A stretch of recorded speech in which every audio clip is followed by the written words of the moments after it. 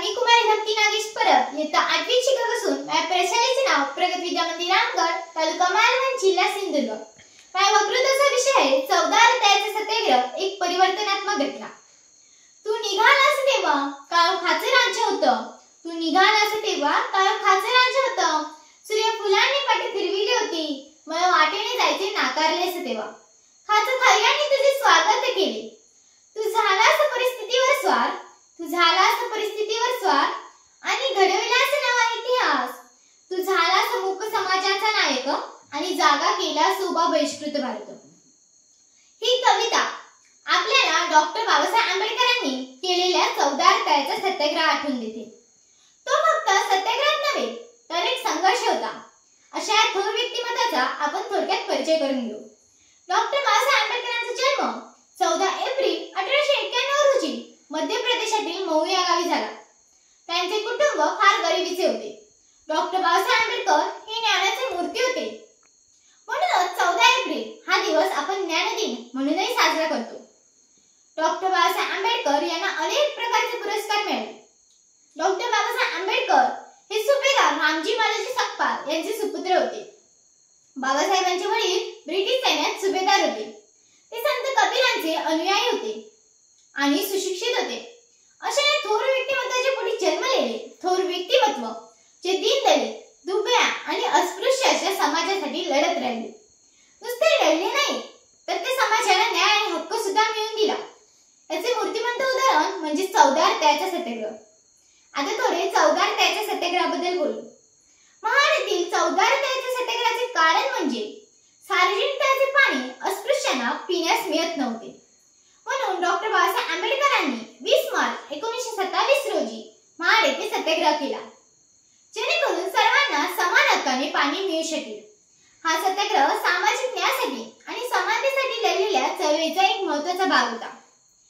20 मार्च हा दिवस भारतात सामाजिक सबलीकरण दिन म्हणूनही साजरा केला जातो। महाड सत्याग्रह दलित चळवळीचा पायाभूत कार्यक्रम मानला जातो।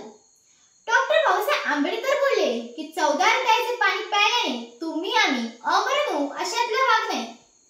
आजपर्यंत आपण 14 रताळ्याचे पाणी प्यायलं नव्हतो तरी तुम्ही आम्ही काही मिळलो नव्हतो। 14 रताळ्यावर जावे लागेल ते फक्त पाणी पिण्याकरता नाही, इतरांप्रमाणे आम्ही माणसे आहोत हे सिद्ध करण्याकरता त्या तळ्यावर आपल्याला जावे लागेल। म्हणूनच 20 मार्च 1927 रोजी डॉक्टर बाबासाहेब आंबेडकरांनी 14 रताळ्याचा सत्याग्रह केला।